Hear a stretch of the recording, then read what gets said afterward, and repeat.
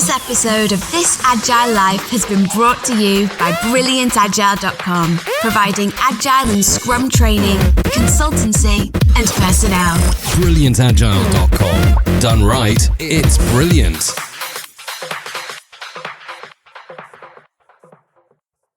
Released on Sunday, June 29th, 2014.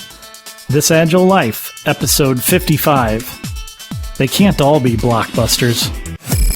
The software industry transforms more and more every day. Agile methods are quickly replacing traditional ones. The question is, are you agile enough? This podcast is devoted to agile and lean software development. Time to welcome your agile coaches on This Agile Life. Hello everyone, I'm the host of This Agile Life, John Sextro. Joining me today, my one and only co-host, Amos King. I'm always here for you, John. And likewise, Amos, I am always here for you. Now if we can just get our wives to be that way with us. And our other co-hosts, they've been slacking lately. I can't say much. I missed last week. Well, you had a very good reason. Well, thank you. And what about our friend Craig Buchek? Where's he been? Well, he was in Italy. He should be back now. We should pause this recording and call him. I saw he was online. We could do that. He's probably on like a plane with Wi-Fi. No, he's supposed to be back already. He was at work. Well, we'll catch up with Craig the next time. Meanwhile, let's talk about a few topics tonight. First on our list, something that came up actually at the show that we did last time when we did it live with the good folks at the Agile Link. We talked about some suggestions for taking your agility from good to great. And one of the topics that came up kind of tangentially was around the whole team approach. And I asked the audience, I said how many people had heard of the whole team approach before. And I was kind of surprised because it seemed like out of the 70 or 80 people that were there, only about 5 to 10 had heard of the whole team approach. And I thought that was kind of a critical, foundational sort of principle that a lot of teams leverage.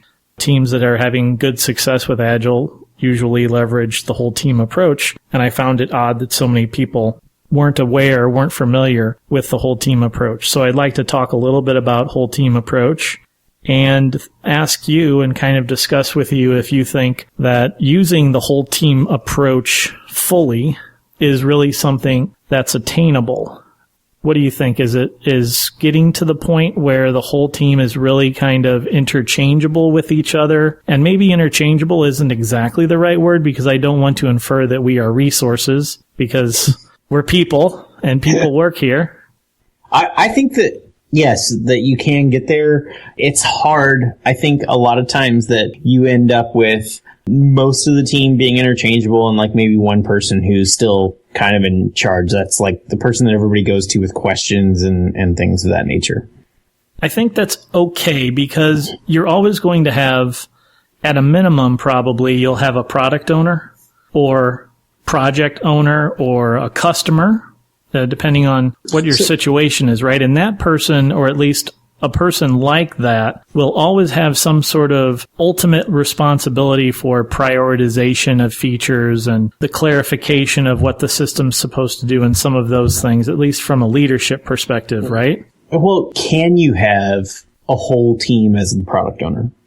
I think it's possible to get to that. I think that there are a ton of projects and programs out there where people, though, are not in that situation, but I could really see within certain places where, maybe you take, if you're building software for the sake of building software, like an IDE or something along those lines, or if you're building something else within kind of the domain that the people who are building the product understand very well, I think then you can have a lot more people on the team who are then able to be product owners. And you can also maybe imbue some of the knowledge from your main product owner into the team by having the team very involved with the product owner by doing other activities where the team learns a lot about the product that they're developing and then can start to think like a user of the software would or the product owner for the project would think and start to make some of those decisions. Yeah, I have seen some teams get to the point where they are acting, I would say, not necessarily as a product owner, as a team all at once, but it's kind of like it changes hands from day to day or week to week, and nothing is guided that way. It's just somebody feels really passionate about something in that product at that time, and it's brought up, and so that person kind of steps forward and starts talking about that, and I think that you end up with a better product that way, because you have collaboration coming up at that final design, and you don't have a funnel of one person that says, nope, this is what goes in and this doesn't. I think that you need that, but I think that it can change hands, and that, I believe, helps get you to the whole team approach, and it makes people more passionate when they see that they have that ability to make change within the application.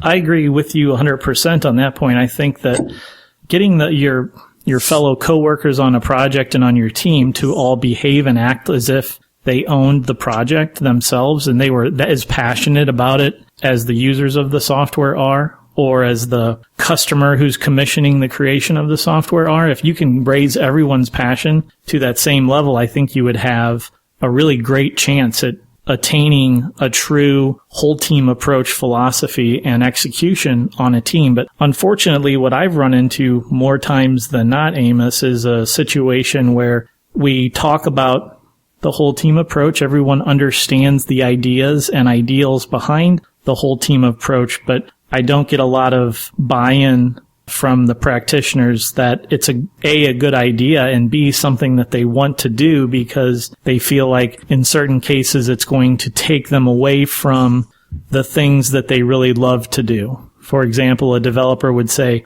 I don't want to test because I love developing, and I want to develop and I want to be paid to develop, and I don't want to test or be paid to test or to... You mean like an after, like running through the browser or through the application and using it, not an automated test or writing tests, right? Yes, correct. I just want to make that clear because it's very overloaded. Yes, you're right. I should have made that more clear. But another example might be, rather than the testing one, that a developer wants to focus on development and not capturing requirements or writing user stories.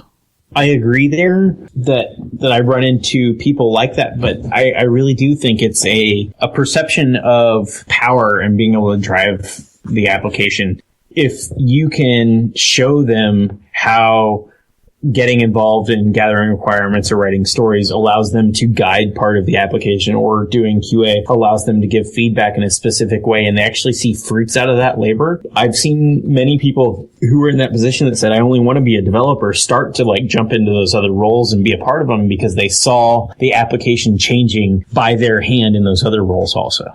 So I think a lot of us as developers, we like to create and solve problems, and I think if you can show where those interesting problems are in these other areas, that a lot of people just jump right in there. And, and we always have trust too is an issue. Is like, if I jump in and take on that role, am I going to be allowed for one thing? And if I do, is somebody going to come back later and try to fire me or whatever because of the decisions that I made? Okay, but that could be a concern. I could see that if it wasn't explicitly made clear to someone that, yes, you have the authority, you have the right, I want you to behave this way, I want you to act as an owner, I want you to be more involved, I want you to work outside of your boundaries. So let's say that has been made clear to the team, that we want everyone to participate as a whole team. We want people to stretch outside of their boundaries, and there's no fear that if you did a bad job writing a story, that you would be fired, or if you were an analyst, that if you did a bad job testing a particular piece of software, you'd be fired. Or as a product owner, you decided that feature A should go in instead of feature B, and then later feature B turns out to be the better choice possibly. Usually it seems like those sorts of decisions are not arbitrarily arrived at by a single individual, that there's always a conversation that occurs. So I would be less concerned about that than... Wouldn't the conversation be a whole team approach? Yeah, I think it should be a whole team approach. There should be collaboration and cross-talking and exploration of ideas. And as long as everybody feels comfortable to speak, then we can get there as a whole team. Yes. But more than just speak, I think, and having the conversations about the prioritization of features and what's right for this release as opposed to the next release, and what are we going to do this sprint and the next sprint. I'm trying to get this down to, because I'm starting to feel more and more that the whole team approach in certain circumstances is not attainable, and it's the whole reason why I put it into the show tonight for us to discuss. What do you think stands in the way? People's passion to do other things and their lack of interest in exploring the other options. And maybe it's a fear factor. So maybe it gets back to a matter of trust. But I think that in all cases, it's been made clear to people that the trust is there. We're not, it's not a matter, there's not a fear that if they would do a bad job on a particular part of whatever it is we're asking them to do, that they're going to be admonished for it. So I can't figure it out, because it's a very disabling thing that can happen on a team when you have people that only operate in certain roles, and then there's not enough work for all of the roles. Or there's too much work for a particular role and no one that can easily step in and help, and no one that feels like it's their job to step in and help without being directed and cajoled and kind of forced into it. I don't know. I feel like I don't know how to get anyone to that point. I almost feel like if you're not at that point, I just don't want to work with you. Unfortunately. I've been very blessed in the people that I've worked with, and that most of them have been super passionate and want to do everything because they see the benefit that, I learned something. And while I'm doing QA, I find out that, doing this one thing over and over is kind of kludgy, and I know how I need to change the UI. I help out with design. I help out with coding. I help out with everything. Like, the people I've worked with have always been those kind of people that want to be all over the place and learn all kinds of things. If they didn't come into the team that way, they ended up that way shortly, because I have been traditionally surrounded by teams that are very active like that. And most of the time that I see people that always say like, oh, that's their job, or I don't want to do that. It's not just, I don't want to do that role because I really love this role. It's, I'm not even doing my role really, because I just don't have the passion there. This is just an ends to a means for me. Means to an ends for me. Backwards.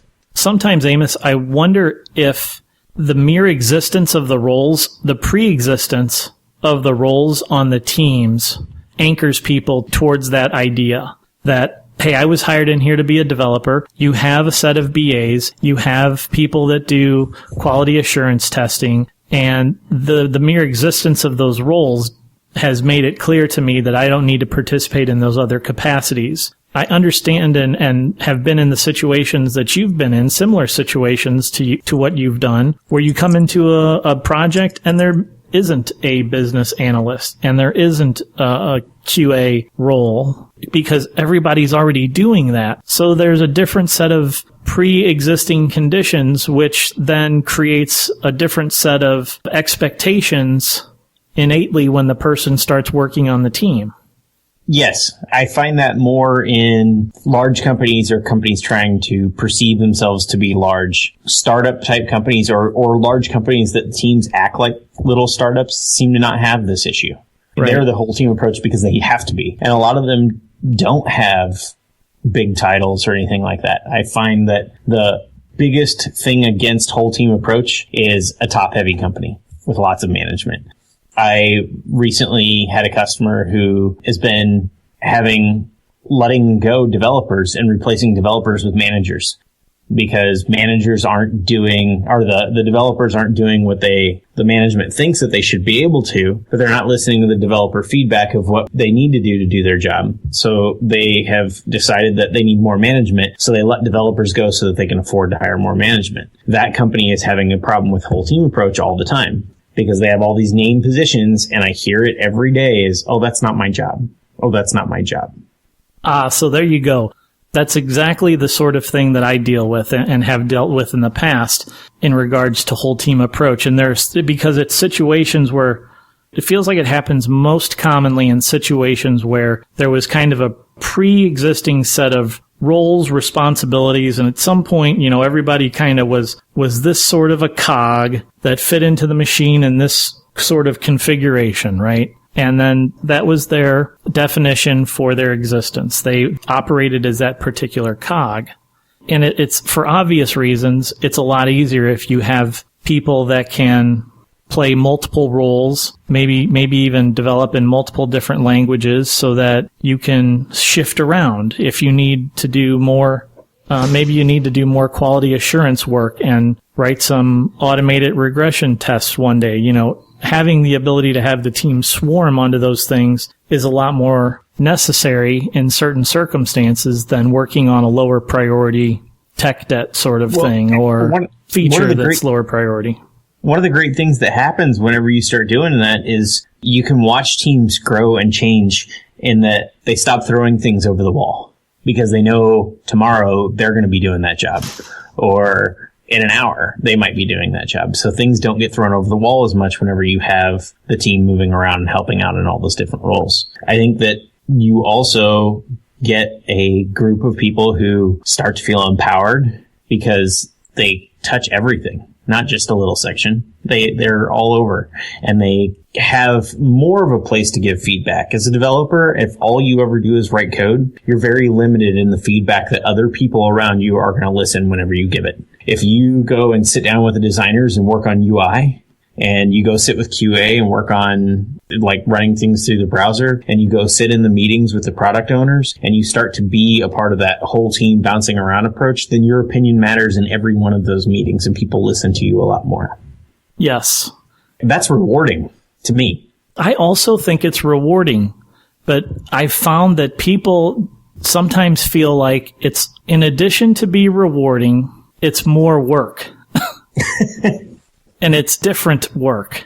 And maybe it's something that they're just not interested in. And I feel conflicted because I've started to feel like in certain circumstances, the only way that I can get people to role overload and to help out when things are falling behind in a particular area is to threaten them with mandatory overtime.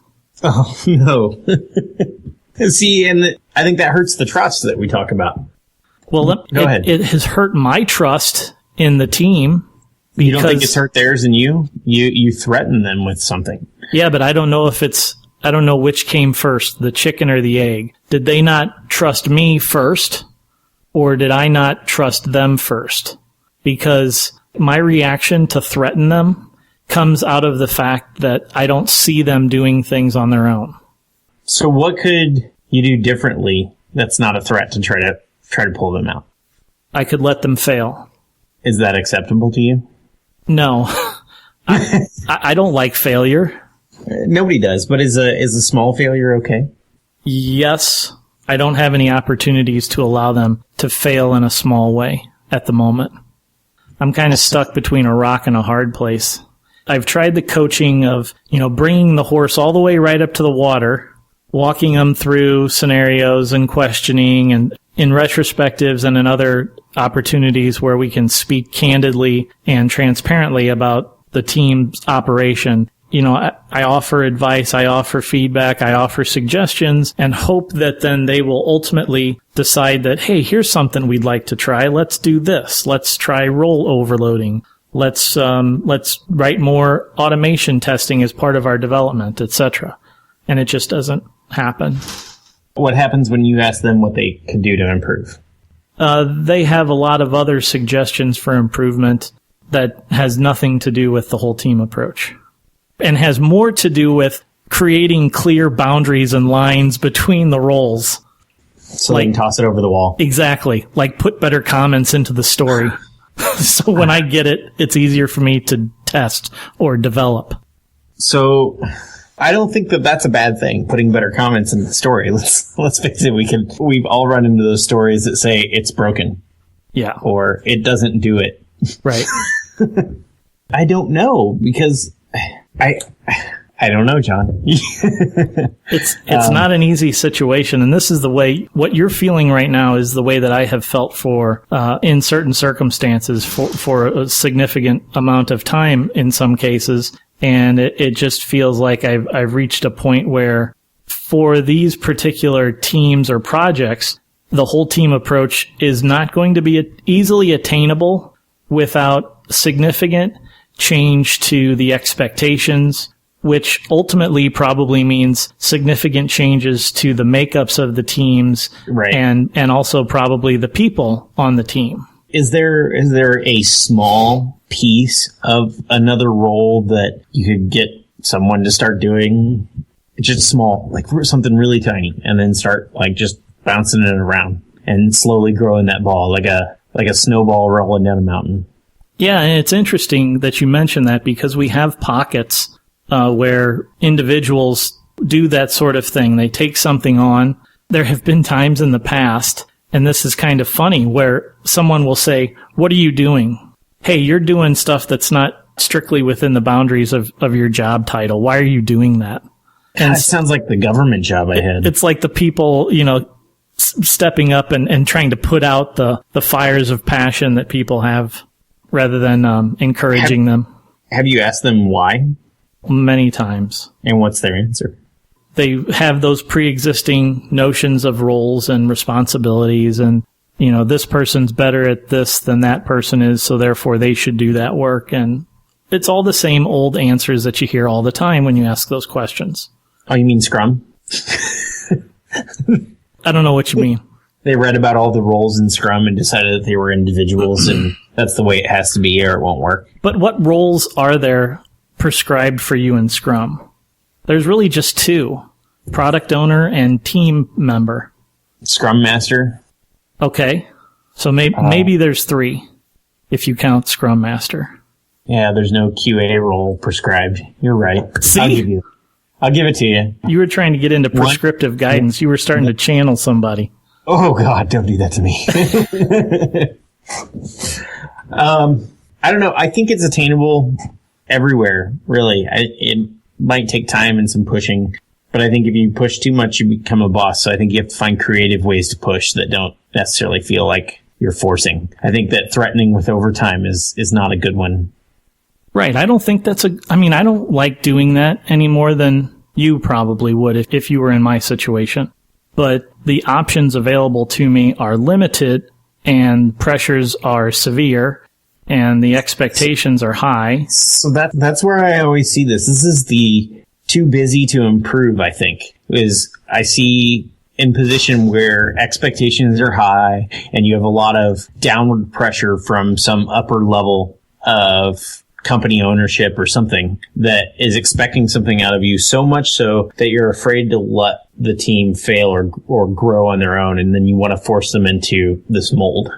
Okay. I could see where you would get to that point in your analysis of this, but there have been opportunities in the past for failure, reasonable failure, without having to swoop in and try and do something to save the team. And it's just all coalesced to a point where, you ultimately have things in every project where they just have to get done. I mean, I don't live by the belief that I'm never going to have deadlines and that that we're never going to have to do things that are slightly less agile to make sure we get stuff done. There's just certain realities that occur in life that prevent that from occurring, right? Well, I think that if your team's all completely bought in and working, that the Agile works and it doesn't slow you down, right? It speeds you up. But in the growth phase of trying to create an Agile team, yeah, you might, but I think every time you make one of those concessions, you tell everybody else on your team that it's okay to make one of those concessions. And then they make them all the time because it's easy to go back to how they were. Because they watch you make the concessions, so why not them? That's a valid point. I think that there are some circumstances where you just are not going to be able to really attain full implementation of whole team approach. You'll have to settle for somewhere in between. Just with anything in life, there's the ideal and the idea of something in its truest form, and then there's what you can reasonably attain. And I think that, with your current time, budget, and people, and just life situations, and that you have to sometimes pick where you fight your battles, but knowing that every time, like you said, Amos, that there's an acknowledgement that we didn't do something that we should have done. That's giving back, giving in. Especially on if it ideals. Doesn't appear to be a failure. Like if you give in on the ideals and then at the end of whatever time period, that came out to be a failure, then people are more likely to say, maybe we should have stuck with that. I've seen that with TDD a lot. Like, people are doing TDD for a while, and they're like, I'm not going to this. I'm in a rush on this one thing, and I'm not going to do it. I'm not practiced enough. Let's just get this out there. And then that's the feature that breaks in production next week. And interestingly enough, one of the forces that I think affects our abilities here is the time window within which you feel the pain. So if it's that whole risk, reward, or the consequences of my actions, like with smoking, right? What's the risk of smoking? Well, it's developing some sort of life-threatening disease, but probably in 20 or 30 years. Right, so you don't think of it now. Yeah.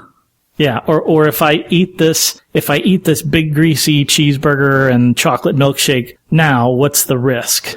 Maybe heart disease and a fat ass, but not right now. Not immediately, right? Immediately I feel great because I did the thing, or I avoided a thing that I didn't want to do. When do I feel the pain? And it's important to associate that pain as closely to the behavior as possible. Just like when you're raising a child or training a dog, right? You can't break the dog from peeing in the kitchen if you scold the dog 30 minutes after the dog has peed in the kitchen. And I'm not trying to make it seem like I always wait 7 days before I tell my kids they did something wrong. At the end of the sprint? Yeah. Yeah. I'm not trying to make it sound like training dogs is the same as growing a team or improvement on a team, but I'm just trying to point out that there's psychological things here that are happening that prevent people from making the association with a behavior to a negative outcome or to a positive outcome if that outcome doesn't happen in close proximity to when the behavior happens. So I still think that you can get to the whole team with anybody. I think that the amount of time that you want to get to the whole team may not be the amount of time that it's going to take. Well, and that's the key here, right? It's a matter of how long and how much effort, how much money can you pour into getting there. Right. So find that one guy on your team that wants to be a part of another role and reward him for it and make sure everybody else sees that reward. I think that's excellent advice. I've been thinking it over the whole time we've been talking, and I think that's where I've gotten to, is that I really don't like the overtime, the threat to the people. I think that breaks down the trust that is really important in a whole team. So I think the better would be reward the people who are doing that and encourage them and help them do it. Do everything you can, even if you end up having to work some hours that they don't know that you're there. All right, so we'll let that be the final word on our discussion of whole team approach. And let's move into a second discussion topic, Amos, since we still have some more time here. But let's talk about what you do to deal with what I'm going to call legacy code. And the definition for legacy code will be the following: code that doesn't have tests around it, and possibly including code that you had nothing to do with, or code that was previously created and not following your current best in practice standards for development on the team. So that's a pretty broad, generalized definition for the code that we're talking about. But I'll throw it to you, Amos. What are your thoughts around this? It seems like we've all had to deal with this sort of stuff in the past, some code that has existed before us or was written before we started understanding how to go about doing test-driven development, or we didn't know a lot about maybe object-oriented development at some point. And so we have this code that's maybe just kind of crap stacked on top of crap, stacked on top of more crap, and held together with like duct tape and baling wire and string and spit and used gum, right? What have you seen there? Does it work? If it works, don't touch it. I don't know. Don't touch it. That's the problem. That's the problem with that code, right? You're afraid to touch it. Right. So, one of the things that I try to do is start with a really high level integration test, as high as I can get in the application, and say, okay, here's the functionality that we want. Let's go ahead and write a test around that when I'm going to change it. Other than that, I stay out of it. unless I'm just trying to explore code, sometimes I will create tests to explore code and write a test for what it actually, or what I think it's doing, and then adjust that test to work at a very high level, not normally at like a unit level test. That's my inroads to start testing it and breaking it out. And I only test things as I have to touch them. It's often pretty impossible to go back and test the entire app and be confident that you're testing what it should be doing and not what it does do. Right? Because that's the big fear. That's where I run into a lot of things is I find something and I'm like, wow, this is strange. I'm surprised it's doing this. And I would wrap a test around it. This is the first real legacy project I dealt with. And I wrapped a bunch of tests around a bunch of things and then found out like 2 or 3 days later when somebody was reading through the test, they were like, this is not what it's supposed to do. So I guess there was benefit there, but I spent a lot of time for stuff that they ended up just throwing it all out. And that was kind of depressing. So then I just started only doing it in the code that I touch. But, you talked about current best practices and your thoughts. And I kind of believe that there's always 3, what I call architectures or designs within your application. You have the old one, the current best practice, and then maybe some inroads of like the next one. So the emerging architecture. The emerging architecture, because everything's going to grow and it's going to get better over time. And I've had some discussions with Craig, actually. We talked about him earlier tonight about this. Let's say that you have a system that has a bunch of reports, right? Let's say we're just going to pick a giant number that's obnoxious. There's 100 reports and they're all written in the same way and it's really bad. And every time you have to add a new report, it's painful to add. And you know that there's a better way. I say add that new one in the right way. If you have to go back and fix one of those old ones, fix it and make it in the new way, the right way, whatever. But all the ones that you don't have to touch, just leave them. That's one strategy. And Craig's strategy. Oh, go ahead. You might have Craig's strategy. No, I was just going to point out for our listeners that that's a strategy. That's a strategy where you take the police tape and you wrap the police tape around that particular part of the code and you say, hey, nobody goes in here unless we all agree that we need to go in there because it's a mess and it's a crime scene. And what we're going to start to do is pluck out things as we can and say, okay, we need to create a new something like this or something similar. So we're going to pluck it out. We're going to say it's a new, it follows our new standards, our new best practices. And we're going to slowly whittle this down to the point where we no longer need to make changes to it. And like you said, we can just leave it alone. You've moved out as much of the stuff as you can without causing distress to the project or the team. So that's one strategy. Okay. The other strategy, one of them that I've heard is you come in and when you go to write that new one, you know the better way. You should rewrite all of them that way. And I agree when you have 3 or 4 things in your system that way, but I'm talking 100 reports.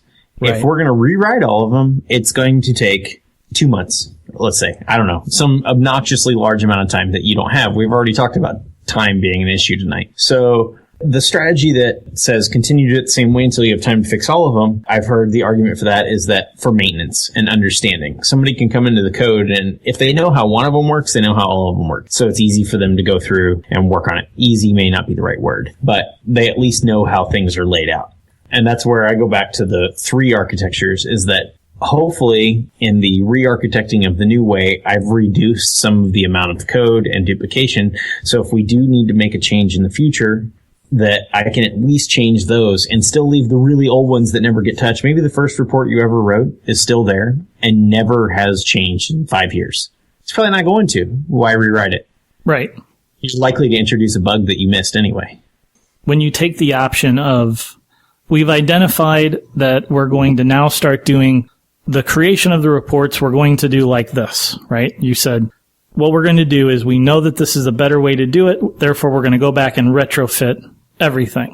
Kind of a nuclear option. Blow it all up and rebuild them all. What's your approach? You mentioned how you put an integration level test or a high level test over the top of things to make sure that you're not going to break existing functionality, or you're not going to severely harm the code base. So when you take this sort of nuclear approach or the more invasive approach where you're going to go in and blow them all up and create them as new, how do you do that so that you can maintain continuity within the code and continuous deployment, continuous releasing of working software.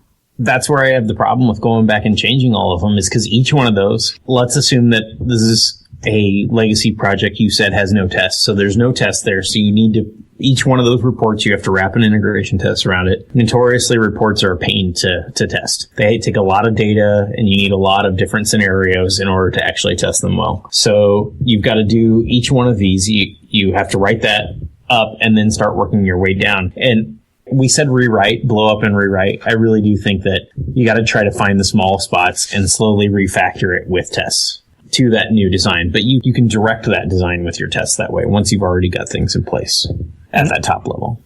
And that's really the cool challenge with working with something like that. When you start to take it from the legacy code and you transform it into a better design, a cleaner design, a simpler design, that's what's really cool and fun, is to see it go from bad to better, right? And you test it, and you start doing things like using mocks and better object-oriented principles and mocking data out rather than having to rely on data to be loaded into like a database or a data store or something like that. And it's interesting because there's a number of principles or approaches that have been outlined in a book called Working Effectively with Legacy Code by Michael Feathers.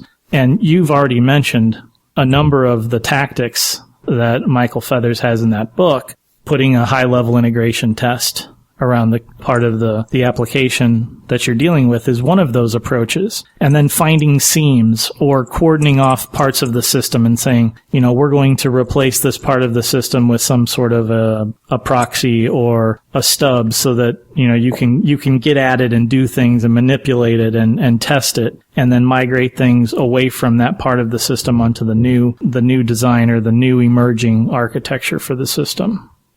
Yeah, that's a fantastic book, too. I think that I wish you hadn't said it because I would make it my pick, but now you can make it yours. I already slyly made it my pick when you were looking the other direction, so. Oh, I didn't see that. That's good. I leave that document hidden because otherwise when you start typing, I get sidetracked. It's chock full of great information for helping teams and people work with, again, that using that definition for legacy code, stuff that wasn't developed test first. Because when you have that, as we all know, for those of us that have developed test first, there are certain things that kind of happen more naturally or more easily, like using mocks and better object-oriented principles, dependency injection, and things along those lines, because those practices actually make it easier for you to write tests and test code. So there's a natural chain of events or sequence of events and good engineering practices that enable test-driven development that make the code cleaner overall. Absolutely. I also think that there's one thing that in working with legacy code that, you get caught up in the frustration of working with it. It's hard, it's difficult, and sometimes difficult to reason through and figure out what's going on. It's very rewarding, as you've said, as you improve it. But make sure that whenever you look at code, legacy code, ask yourself why. Why was this decision made? And try to truly understand what was going on, because you might be missing something. It's easy to say we want to change this, we want to rip it out, we want to do something completely different, but always make sure you ask yourself why. I would encourage you to ask yourself why with a test. That would be fantastic. If you can, write a test that asks that question and then answers it, so that you're creating code within the system that both asks the question and answers it, so that people that come after you will see your question and see the answer. Absolutely.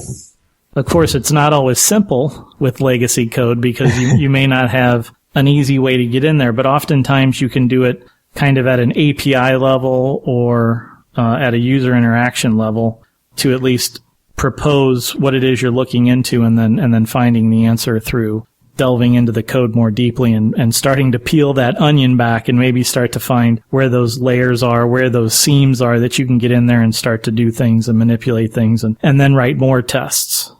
And you can learn an awful lot writing those high-level integration tests where you have to build lots of data and figure out how the system all connects things together. I think, actually, use the example of reports. Reports are out of a system are a great way to figure out how everything hooks together in that system. Reports themselves tend to tell stories. They try to convey a certain certain information, and as they're conveying that information, they're kind of telling a story about the system, and they're telling you what's important from a data perspective about the system and how people use the data from the system. So reports are very rich with information about the why things are the way they are within a system. What's difficult, and what you alluded to earlier and clearly said was difficult, is how do you avoid the eventuality of testing what the system does today rather than what it was supposed to do, right?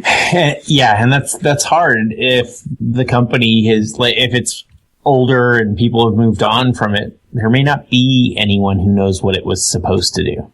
There may not be any documentation of what it was supposed to do. So the only thing that you have to go by is what it does do.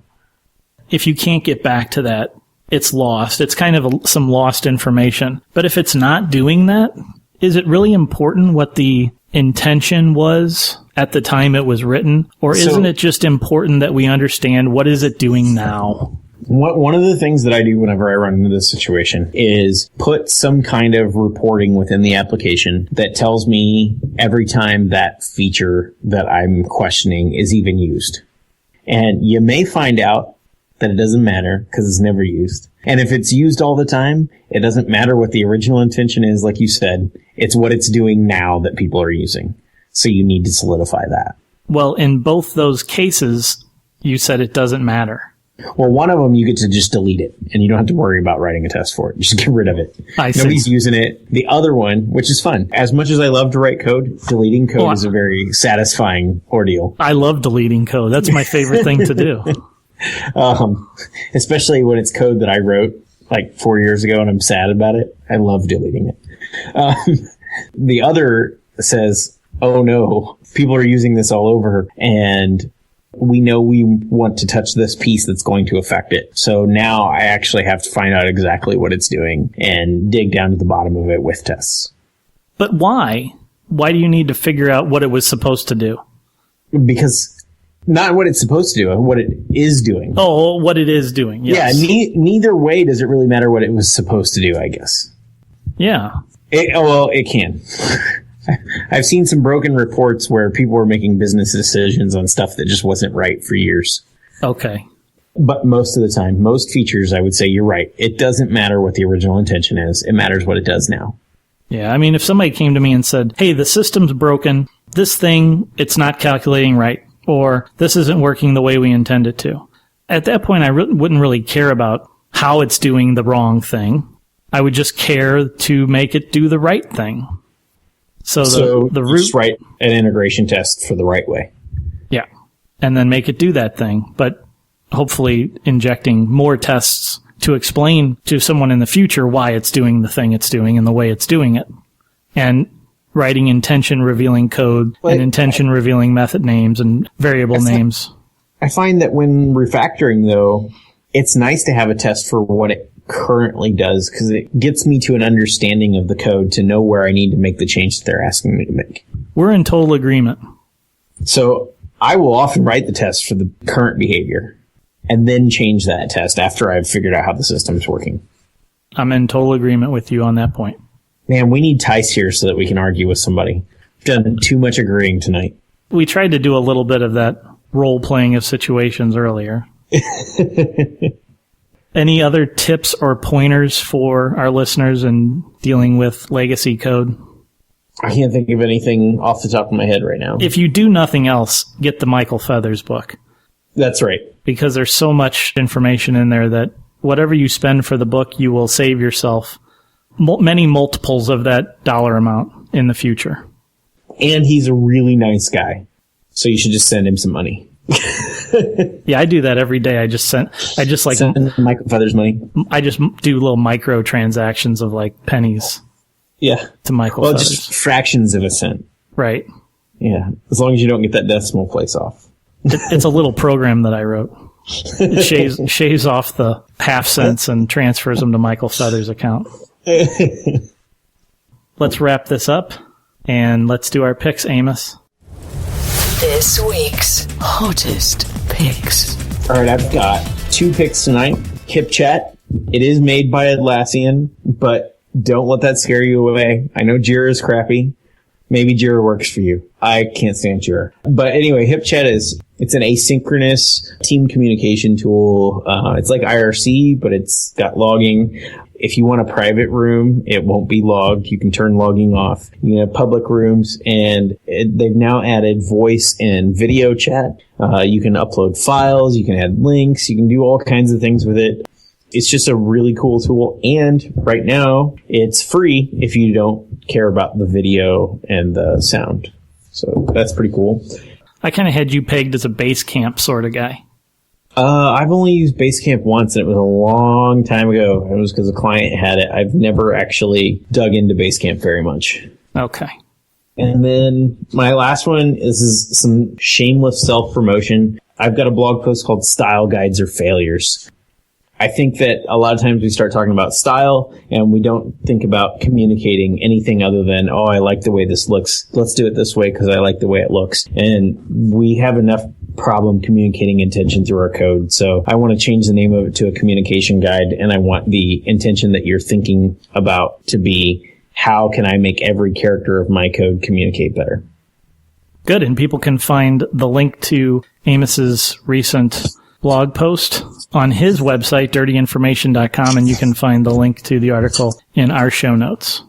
All right, my picks tonight, one I already gave away, Working Effectively with Legacy Code, the book by Michael Feathers. I've got a link to Amazon so you can pick that up. If you don't already have it, I strongly encourage you to pick that book up and thumb through it. I'm sure you'll find a few things that are beneficial to you. My second pick is a new television show that I found, I guess, a couple of weeks ago. It's called Halt and Catch Fire, and it's on AMC. I don't know the date and the time, but I have the link to the show page in the show notes. And it's a really fun television show about a group of engineers in the 80s that are trying to build a revolutionary personal computer. And it's during the height of Apple and IBM.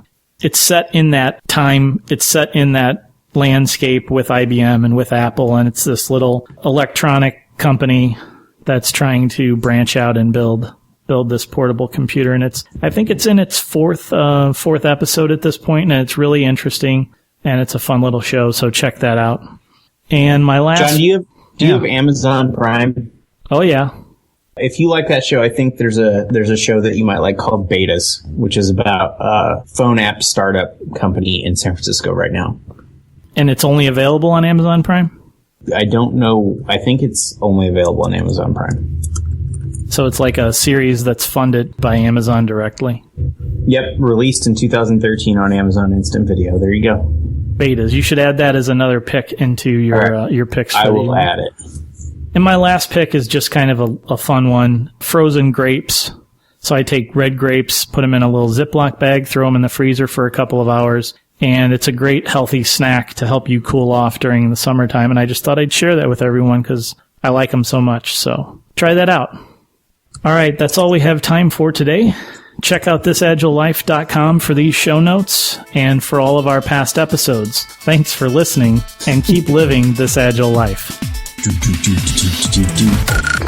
This Agile Life is brought to you by a community of Agile developers and coaches aspiring to spread the word about this groundbreaking approach to software development. Join us at thisagilelife.com/community.